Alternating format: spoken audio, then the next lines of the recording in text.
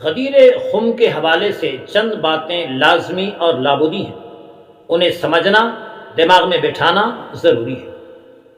غدیر خم کے موقع پر نبی کریم علیہ السلام نے کیا ارشاد فرمایا؟ حضور کی اس حدیث پاک کا مطلب و مفہوم کیا ہے اور اس میں اٹھنے والے اختلافات کی تفصیل کیا ہے، اور ایک مسلمان کو اس حدیث کے حوالے سے کیا نقطہ نظر، کیا اعتقاد اور کیا ایمان رکھنا چاہیے۔ پہلی بات یہ ہے کہ نبی کریم علیہ السلام نے حجۃ الوداع سے واپسی کے موقع پر جب آپ غدیر خم کے مقام پہ پہنچے تو جناب علی کی عظمت شان کو اس انداز میں واضح فرمایا کہ ان کا ہاتھ پکڑا، بلند کیا، فرمایا من کنت مولاہ فعلی مولا، جس کا میں مولا ہوں اس کا علی بھی مولا ہے۔ اب لفظ مولا یہاں پر بولا گیا، لفظ مولا کے حوالے سے اختلافات نے سر اٹھایا۔ لفظ مولا کا معنی کیا ہے؟ لغت کی طرف جانے سے قبل، دیگر کتابوں کی طرف جانے سے قبل ہم اس حدیث پاک کو مکمل پڑھیں اور حدیث پاک سے وضاحت چاہیں کہ یہاں پر مولا کا معنی و مفہوم کیا ہے، اس لیے کہ استعمال حضور خود فرما رہے ہیں لفظ مولا، لہذا حضور ہی بہتر بتا سکتے ہیں کہ یہاں پر مولا کا معنی کیا ہے۔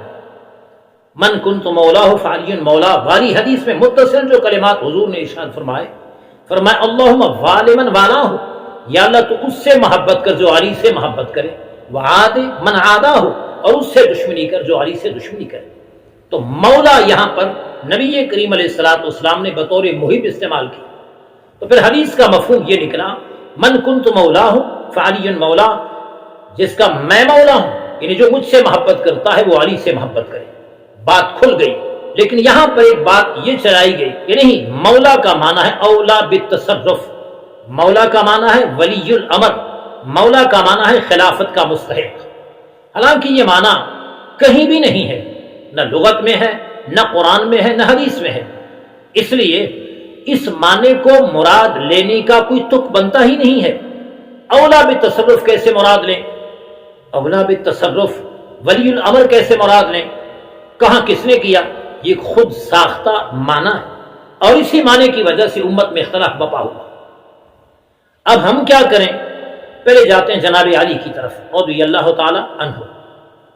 اگر یہاں پر مولا کا معنی اولا بالتصرف ہے، یعنی وہ معصوم عن الخطا ہیں اور وہ حاکم ہیں اور وہ خلافت کے مستحق ہیں، اور نبی کریم علیہ السلام نے یہاں جناب علی کی خلافت بلا فصل کو بیان فرمایا، اگر یہ مفہوم ہے تو خود جناب علی نے اپنی پوری زندگی خلفائے ثلاثہ کے آپ مشیر بھی رہے، حکومت کا حصہ رہے، ان کے کاموں میں معاونت کرتے رہے، اور آپ نے پوری زندگی کبھی اس حدیث پاک کو لے کر خلافت بلا فصل کا مطالبہ نہیں فرمایا، اولا بالتصرف کا معنی وضاحت سے نہیں بیان فرمایا، اور بھی خود کو خلیفہ ثابت کرنے کے لیے اس حدیث پاک کا سہارا نہیں لیا۔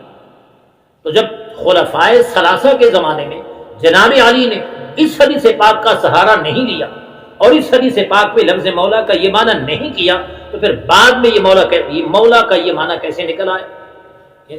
اس کا دوسرا جواب، اگر غدیر خم کے موقع پر نبی کریم علیہ السلام کا مقصد مبارک یہ تھا کہ جناب علی کی خلافت بلا فصل کو بیان کیا جائے، اس کا اعلان کیا جائے، صحابہ کو بتایا جائے، تو یہاں تو چند لوگ تھے، اور عرفہ کے مقام پہ 1.25 لاکھ صحابہ کرام کا اجتماع تھا، تو اس بڑے اجتماع میں جناب علی کی خلافت کا اعلان کرنا زیادہ مناسب تھا۔